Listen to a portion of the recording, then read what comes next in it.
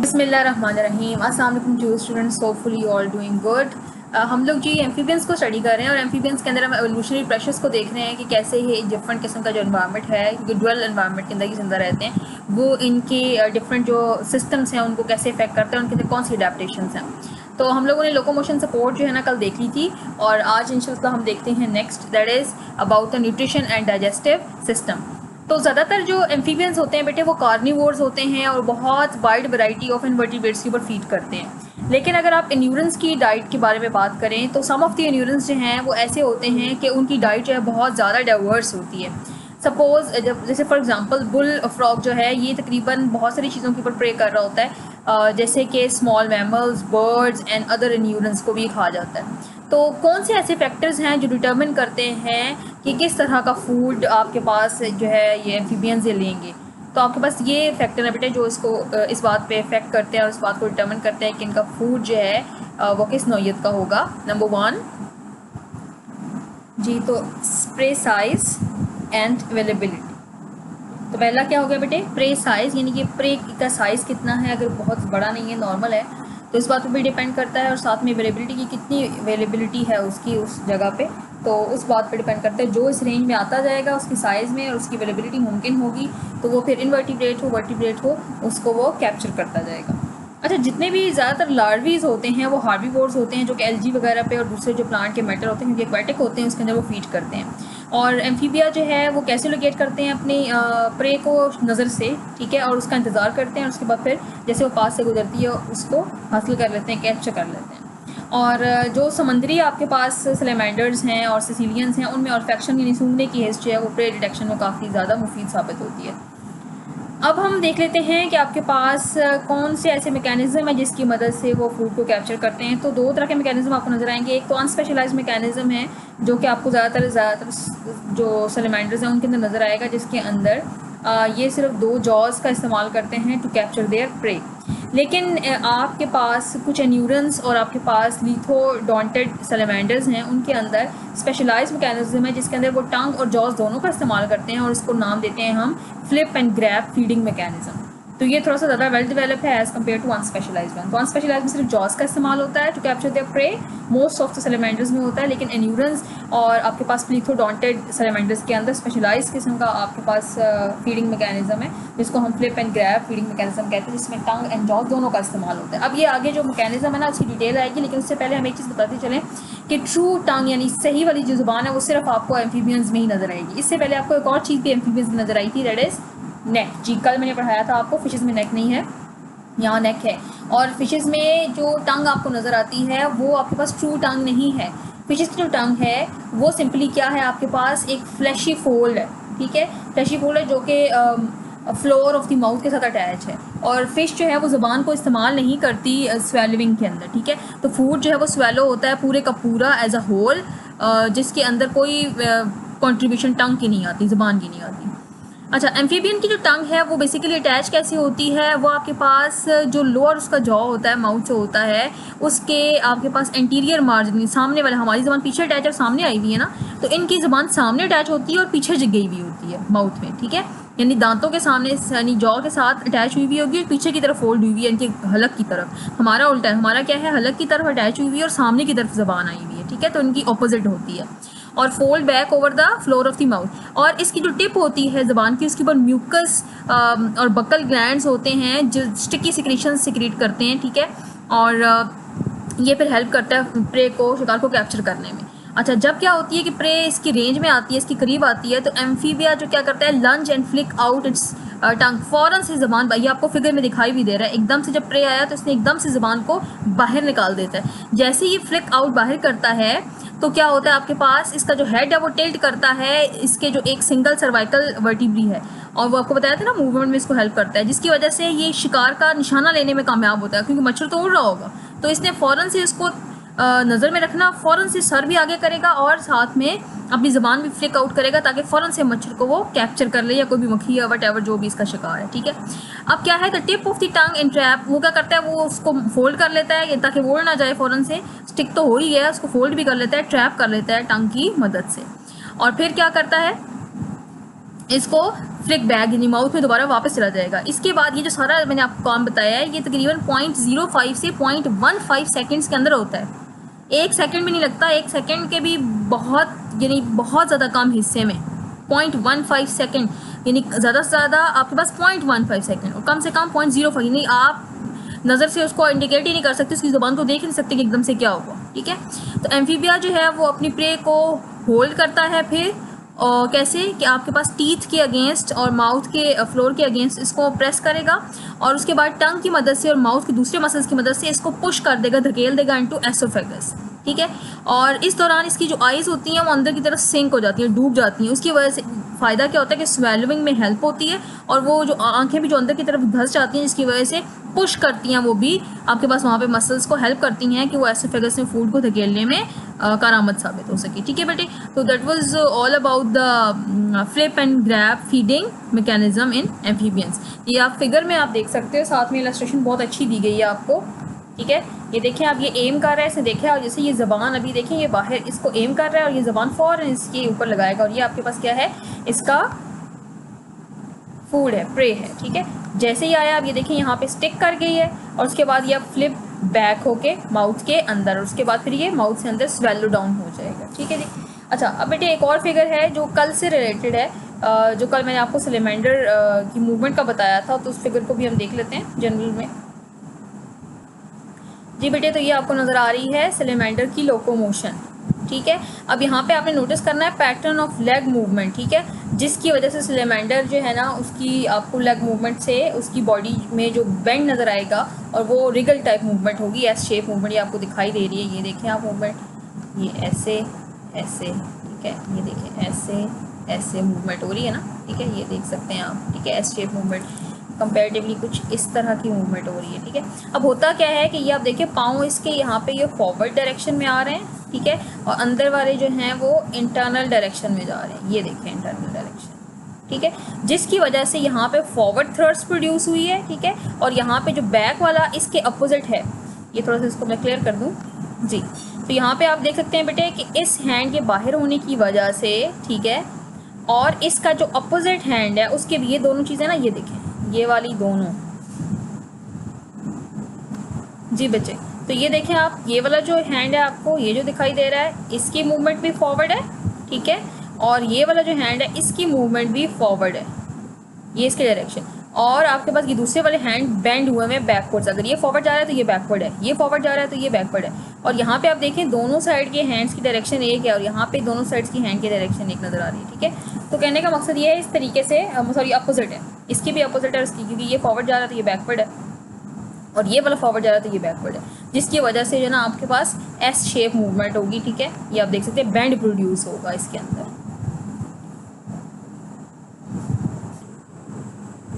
जी। तो बेटे next topic है हमारा, that is circulation, gas exchange and temperature regulation. तो सर्कुलेटरी सिस्टम अगर एम्फीबियंस का देखा जाए तो ये रिमार्केबली जो है ना अडेप्टेबल है। ठीक है, क्योंकि दोनों इसकी जो लाइफ है एक्वाटिक और टेरेस्ट्रियल दोनों को ये बहुत अच्छे से कॉम्प्लीमेंट करता है। तो आप अगर देखिए इसके अंदर तो पल्मोनरी और सिस्टेमिक सर्किट जो है उसकी जो सेपरेशन है वो लेस सफिशिएंट है amphibian then in the lung fishes. और जो एट्रियम है हमारे पास वो इसके अंदर डिवाइडेड है, पार्शली डिवाइडेड है यूरोडील्स यानी आपके पास जिम्नोफायोना यानी सैलेमेंडर्स के अंदर, जब ये कम्प्लीटली डिवाइडेड है एन्यूरन्स के अंदर। ये तो आपके पास एट्रियम हो गया ना। अब आ जाते हैं वेंट्रिकल के अंदर। वेंट्रिकल जो है आपके पास उसके अंदर कोई सेप्टम मौजूद नहीं होता है। स्पाइरल वॉल्व को देख लेते हैं। स्पाइरल वॉल्व आपके पास वहाँ पे भी मौजूद है, फिशेज में भी वो क्या करता था, डायरेक्ट करता था ब्लड को। यहाँ पे भी सेम काम करेगा, या तो कोनस आर्टरियोसिस में होगा या वेंट्रल एओर्टा में प्रेजेंट होगा। अच्छा, अब गैस एक्सचेंज की अगर बात कर ले तो गैस एक्सचेंज जो है वो एम्फीबियंस की स्किन के ज़रिए भी होती है और साथ में उनके लंग्स के ज़रिए भी होती है। यही वजह है कि आपके पास जो ब्लड एंटर होता है right side of the heart वो भी ज़्यादा ऑक्सीजनेटेड होता है। जैसे ही लंग से आ रहा होता है उतना ही तकरीबन वो भी ऑक्सीजनेटेड होता है, क्योंकि स्किन भी यहाँ पे ऑक्सीजनेशन का जो पर्पस है या फंक्शन है वो फॉर्म कर रही है। अच्छा जी, इसके बाद अगर एम्फीबिया या कोई भी एम्फीबियन ऑर्गेनिज्म कम्प्लीटली सबमर्ज्ड है यानी कि वो रेस्टिंग कंडीशन में है, ठीक है, तो उस टाइम क्या होगा, गैस एक्सचेंज सारी की सारी स्किन या बाकी उसके मॉइस्ट सर्फेसेस से होगी और यही वजह है कि जो right side of the atrium है उसके अंदर हायर ऑक्सीजन कंसनट्रेशन होती है as compare to the left side, ठीक है, जो कि लंग्स से आ रहा होता है, क्योंकि लंग्स तो महदूद होते हैं, छोटे होते हैं, स्किन तो पूरी बॉडी के ऊपर कवर होती है, तो वो ज़्यादा अच्छे से ऑक्सीजनेट कर सकती है। जी, तो बेटे हमें पता है कि आपके पास लंग्स की साइड से जो ब्लड वेसल्स आ रही हैं तो वो आपके पास इतनी ऑक्सीजनेटेड नहीं है, बॉडी की तरफ से बाकी जो आ रही हैं ब्लड वेसल्स वो ज़्यादा ऑक्सीजनेटेड जो है ब्लड रखती हैं। इसी वजह से इन्हीं हालात की मद्देनज़र जो है ब्लड वेसल्स जो आपके पास लंग्स की तरफ जाती हैं वो कंस्ट्रिक्ट हो गई हैं, जिसकी वजह से ब्लड फ्लो रिड्यूस हो गया लंग्स में, ठीक है, और इसकी वजह से एनर्जी कंजर्व होती है। तो ये जो अडेप्टेशन है ये उन फ्रॉग्स के लिए, बल्कि फ्रॉग्स के लिए मोस्टली बहुत वैल्यूएबल है, या उन सैलमेंडर्स के लिए भी जो कि सर्दियों में किसी भी झील वगैरह की, पॉन्ड वगैरह की जो मड होती है उसके अंदर छुप जाते हैं और वेंटर करते हैं, क्योंकि उनको एनर्जी बेसिकली अपनी कंजर्व करनी होती है। अच्छा, दूसरा आप यहाँ पे थोड़ा सा ब्लड वेसल की तरफ आते हैं कि एफीबियंस, जो अडल्ट एफीबियंस होते हैं उनके अंदर जो है फ्यूवर जो है ना, आपके पास एओर्टिक आर्चेज होती हैं, इतनी ज़्यादा एओर्टिक आर्चेज नहीं होती है फिशेस की निस्बत। और जैसे कि फॉर एग्जांपल ब्लड का फ्लो अगर आप देखें कि कोनस आर्टरियोसिस से जब ब्लड निकलता है तो वो एंटर होता है कैरोटिड आर्टरीज़ के अंदर, ठीक है, जो कि एओर्टिक आर्ट 3 भी कहलाती है। इसके बाद ये एंटर होगा हेड की तरफ जाएगा, हेड से कहाँ जाएगा सिस्टेमिक आर्टरी की तरफ, जिसको एओर्टिक आर्च 4 भी कहेंगे। 3rd से 4th में आया, यानी कि सबसे पहले देखें कैरोटिड आर्टरी में आने से पहले कहाँ था कोनस आर्टरियोसिस, कोनस आर्टरियोसिस से कहाँ आया है कैरोटिड आर्टरी में, कैरोटिड आर्टरी को हम एओर्टिक आर्च 3 भी कहते हैं। उसके बाद कहाँ जाएगा हेड, हेड के बाद कहाँ जाएगा सिस्टेमिक आर्टरी जो को एओर्टिक आर्च 4 भी है। इसके बाद कहाँ जाएगा बॉडी की तरफ जाएगा, और उसके बाद फिर पल्मोनरी आर्टरी के अंदर जो कि आपके पास एओर्टिक आर्च 6 है। तो ये आपके पास इसका प्रॉपर जो वे है या रास्ता है ब्लड का। अगर हम वेस्कुलर सिस्टम की सिर्फ बात करें तो आपके पास एम्फीबिया के अंदर सिर्फ वेस्कुलर सिस्टम नहीं है, बल्कि इसके पास वेल डेवलप्ड लिम्फेटिक सिस्टम भी है, जो कि ब्लाइंड एंडिंग्स वेसल्स होती हैं, आपको पता है, ठीक है, और इसमें रिटर्न करता है, जो ब्लाइंड एंडिंग के ऊपर होता है वहाँ पे रिटर्न होता है फ्लूइड, प्रोटीन्स, एनाइंस वगैरह, जो कि फिल्टर हुई हुई होती हैं कैपिलरी बेड से, ठीक है, सर्कुलेटरी सिस्टम के अंदर। और इसके अलावा लिम्फेटिक सिस्टम जो है वो वाटर की ट्रांसपोर्ट करता है अक्रॉस द स्किन, इसकी वजह से इसकी स्किन मॉइस्ट रहती है ना, ठीक है।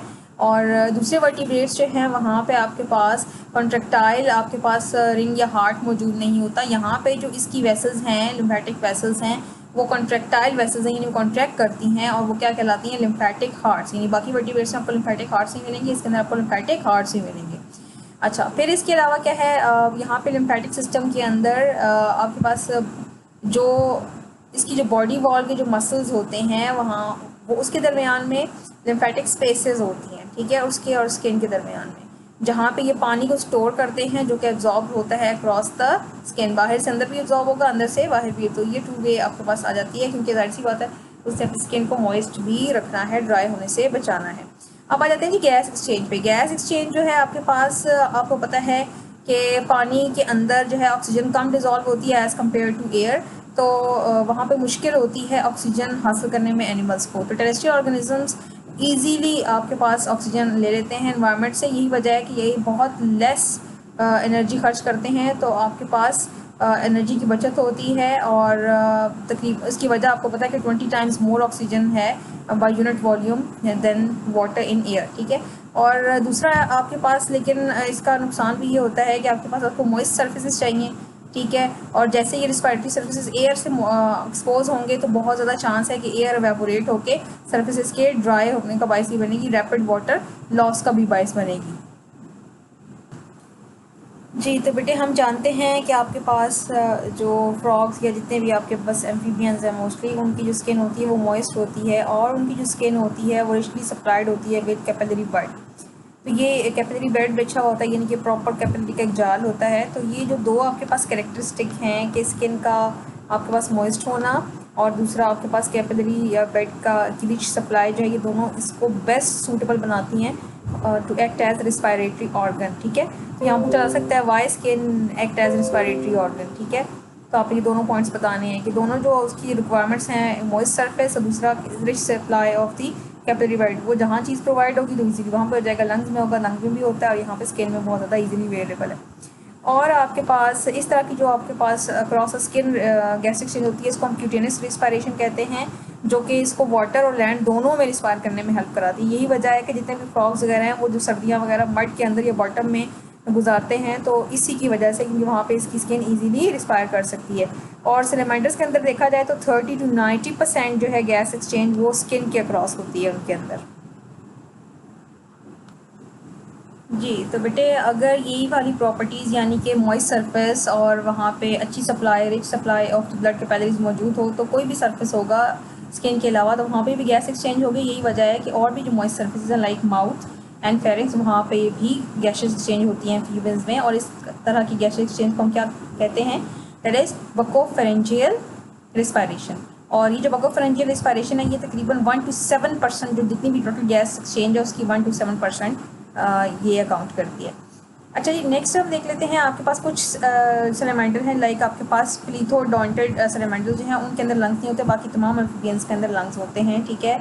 और आपके पास जो सैलमेंडर्स के लंग्स होते हैं, जो बाकी सिंपल सैलमेंडर्स के लंग्स होते हैं वो सिंपल और सैक्स होती है, उसको कोई डिविजन्स नहीं होती, जबकि एन्यूरेंस की लंग्स सब डिवाइडेड होते हैं, जिसकी वजह से उनका सरफेस एरिया जो है ना गैस एक्सचेंज के लिए वो इंक्रीज़ हो जाता है। अच्छा, जो आपके पास पल्मनरी या लंग की जो होती है वेंटिलेशन लंग की थ्रू, उसको पल्मनरी वेंटिलेशन भी कहते हैं, ठीक है। और ये एक ख़ास प्रोसेस या प्रोसीजर या मैकेनिज्म के ज़रिए होती है, इसको हम बक्कल पंप मैकेनिज्म कहते हैं। इसमें होता क्या है कि मसल्स ऑफ द माउथ जो होते हैं, मुंह के मसल्स और साथ में जो फेरिंग्स है, ये दोनों मिल के ऐसा प्रेशर क्रिएट करते हैं जिसकी वजह से पॉजिटिव प्रेशर हो जाता है जो कि एयर को फोर्स करता है इनटू द लंग्स, ठीक है। यानी कि जैसे ही माउथ के नॉस्ट्रल के ज़रिए एयर आ गई इसके माउथ में, तो वहाँ पे फिर माउथ के मसल्स और साथ में फेरिंग्स के मसल्स को पुश करेंगे और पॉजिटिव प्रेशर क्रिएट करेंगे, जिसकी वजह से वो लंग्स में हवा को धकेल देंगे, ठीक है। This is called buccal pump mechanism. अच्छा जी, इसके बाद अब आ जाते हैं डिसएडवांटेज के ऊपर। क्यूटेनियस या बकोफेरेंजियल रिस्पायरेशन जो है उसका एक डिसएडवांटेज भी है कि उसमें वो ज़्यादा कंट्रीब्यूट नहीं कर सकती गैस एक्सचेंज में, ठीक है। उसकी जो कंट्रीब्यूशन है वो कांस्टेंट रहती है, यानी कि जैसे हम देखिए कभी भागते हैं, ठीक है, तो हमें ज़्यादा गैस एक्सचेंज की ज़रूरत होती है ना, तो हमारी सर्कुलेशन तेज़ हो जाती है ब्लड की और हमारे लंग्स ज़्यादा, हम सांस जो है ना उसकी ब्रीदिंग रेट तेज़ हो जाता है, ठीक है, हार्ट बीट तेज़ हो जाती है, तो वो हमें बैलेंस करता है कि हमारी मैकेनिज़्म या जो हमारी मेटाबॉलिक एक्टिविटी है उसके साथ वो बैलेंस आउट हो जाता है। लेकिन यहाँ पे जो बकोफेरेंजियल और साथ में क्यूटेनियस रिस्पायरेशन है वो ऐसा नहीं करती, वो बेशक जो मर्जी हो, आपका मेटाबॉलिज्म कम हो यानी एम्फीबिया का मेटाबॉलिज्म कम हो या ज़्यादा हो, वो एक ही कांस्टेंट रेट पे करती रहेगी गैस एक्सचेंज। तो ये एक थोड़ा सा डिसएडवांटेज है। लेकिन जो है अगर आप लंग्स का जिक्र करते हैं तो लंग्स ऐसे नहीं है, लंग्स जो है वो रिलेटिवली मेटाबॉलिक रेट के अकॉर्डिंगली इंक्रीज़ या डिक्रीज़ कर सकते हैं सर्कुलेशन को, ठीक है। तो वो लंग्स का आपके पास एक फ़ायदा हो जाता है। अच्छा, इसके बाद क्या है आपके पास अगर हम जिक्र कर लेते हैं एनवायरमेंटल टेम्परेचर का और एक्टिविटी का, तो ये दोनों चीज़ें क्या करती हैं, आपके पास जैसे ही टेम्परेचर इंक्रीज़ होता है या आपके पास एक्टिविटी इंक्रीज़ होती है तो लंग्स की जो गैस एक्सचेंज है वो भी इंक्रीज़ होती है। तो ये आपस में डायरेक्टली प्रोपोर्शनल है कि टेम्परेचर बढ़ रहा है, ठीक है, और एक्टिविटी भी बढ़ रही है एनिमल की, तो लंग्स ज़्यादा कंट्रीब्यूट करेंगी गैसेस एक्सचेंज में। तो इसका मतलब है जब फ्रॉग या कोई भी एनिमल एम्फीबिया का रेस्टिंग कंडीशन में होगा तो उस टाइम के अंदर जो उसकी बाकी बकोफेरेंजियल और स्किन वाली जो आपके पास रिस्पायरेशन है वो ज़्यादा होगी, ठीक है। और जब गर्मियाँ आ जाएंगी या ऐसा मौसम आएगा जिसमें टेम्परेचर राइज़ कर रहा है और उसकी फिजिकल एक्टिविटी ज़्यादा होगी या वो रेस्टिंग कंडीशन में नहीं है, तो उस टाइम पे उसकी पल्मोनरी या लंग वेंटिलेशन ज़्यादा हो जाएगी। जैसे कि यहाँ पे बता रहे हैं कि 5 डिग्री सेंटीग्रेड के ऊपर जो है तकरीबन 70% ज़्यादातर जो गैस एक्सचेंज होती है वो स्किन और माउथ की लाइनिंग के ज़रिए होती है, ठीक है। और अगर 25 डिग्री सेंटीग्रेड पे देखा जाए तो आपके पास जितने भी एब्सोल्यूट क्वांटिटी ऑफ ऑक्सीजन होती है वो हमेशा आपके पास, हमें पता है बॉडी सरफेस में तो इनका इंक्रीज़ नहीं होगा, तो आपके पास ज़्यादातर वहाँ पे कहाँ इंक्रीज़ आती है, पल्मोनरी रिस्पायरेशन के अंदर इंक्रीज़ आ जाती है, ठीक है जी। अच्छा, और तकरीबन उस टाइम अगर देखा जाए तो जितने भी बकोफेरेंजियल या स्किन की जो रिस्पायरेशन होती है वो कितने परसेंट रह जाती है, 30%। अब आप देखिए कहाँ पे 5 डिग्री सेंटीग्रेड पे वो 70% थी और कहाँ आप 25 डिग्री सेंटीग्रेड पे वो 30% पे आ गई है। तो रिमेनिंग जो आपके पास 40% हो रही है उस टाइम पे वो कहाँ से हो रही है जी, लंग्स के ज़रिए हो रही है। अच्छा, अब लार्वी पे आ जाए तो अडल्ट में हमने पढ़ा था ना लार्वी के अंदर गैस एक्सचेंज कैसे होती है। लार्वी के अंदर हमें पता है कि क्या मौजूद होते हैं, एक्सटर्नल गिल्स, ठीक है, गिल्स होते हैं वो भी एक्सटर्नल बाहर, ठीक है, और वो किसके ऊपर होल्ड किए हुए होते हैं, कार्टिलेजिनियस रॉड्स होती हैं जो कि एम्ब्रियोनिक फेरेंजियल स्लिट्स को और सपोर्ट कर रही होती है, और 3 पेयर ऑफ गिल्स को, ठीक है। कितने गिल्स होते हैं, 3 पेयर, तो 6 गिल्स होंगे टोटल, 3 पेयर्स हैं। अच्छा, अब क्या होता है, मेटामॉर्फोसिस जब होती है, हमें पता है ना कि कहाँ मौजूद होता है लार्वी, पानी में, तो जाहिर सी बात है पानी से तो उसको फिर गिल्स के जरिए रिस्पायर करना पड़ेगा। लेकिन जैसे मेटामॉर्फोसिस होती है तो वो कन्वर्ट हो जाता है इनटू एडल्ट, तो अडल्ट में तो गिल्स नहीं चाहिए, तो क्या होगा फिर, गिल्स जो हो जाएंगी इस दौरान रीएब्जॉर्ब हो जाएंगी और फेरेंजियल स्लिट्स क्लोज हो जाएंगी और जो लंग्स उसके होंगे वो फंक्शनल बन जाएंगे, डेवलप। इसका मतलब है लंग्स डेवलप हो रहे थे लेकिन कम्प्लीटली फंक्शनल नहीं थे, लेकिन जैसे मेटामॉर्फोसिस हो गई है तो अब उसकी गिल्स तो ख़त्म हो गए हैं और लंग्स उसके फंक्शनल बन गए हैं। तो दैट वाज फॉर टुडे बेटे। इंशाल्लाह नेक्स्ट टॉपिक के अंदर हम thermo regulation, temperature regulation and nervous system को डिटेल के अंदर देखेंगे। Thank you for your time and attention. अस्सलाम वालेकुम व रहमतुल्लाहि व बरकातुहू।